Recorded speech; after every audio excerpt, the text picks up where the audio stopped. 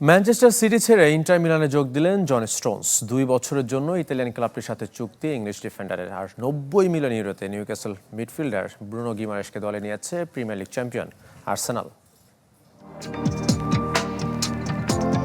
গ্রীষ্মকালীন দল বদলে ব্যাপক পরিবর্তন আসছে ম্যানচেস্টার সিটি ডেরায়।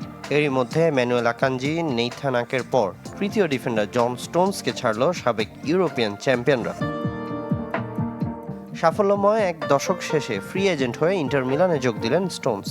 ইতালিয়ান জায়ান্টদের সাথে 2 বছরের চুক্তি করেছেন ইংলিশ ডিফেন্ডার, যেখানে মৌসুম প্রতি প্রায় 4 মিলিয়ন ইউরো আয় করবেন। জুটি বাঁধবেন সাবেক সিটি সতীর্থ ম্যানুয়েল আকাঞ্জির সাথে।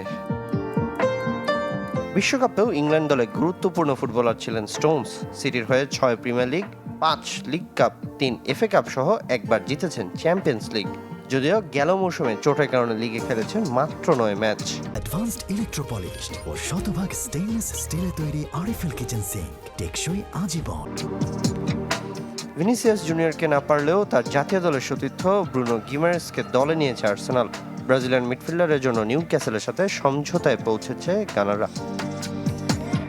ফরাসি গণমাধ্যম লেকিপ জানিয়েছে গিমারেসকে 5 বছরের জন্য পেতে আর্সেনালে খরচ হয়েছে 90 মিলিয়ন ইউরো, সাথে আছে অ্যাডন্স। এদিকে দলবদলের বাজারে চমক দিয়েই চলেছে রিয়াল মাদ্রিদ। মাত্র 21 বছরের তরুণ কার্লোস এসপিকে দলে টেনেছে লস ব্লাঙ্কোস, যার উচ্চতা 6 ফুট 4 ইঞ্চি।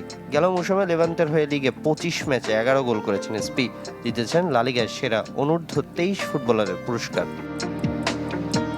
বার্নাবুতে 5 বছরের জন্য থাকবেন এই স্প্যানিশ তরুণ। তার জন্য রিয়ালকে গুনতে হয়েছে 2.5 কোটি ইউরো।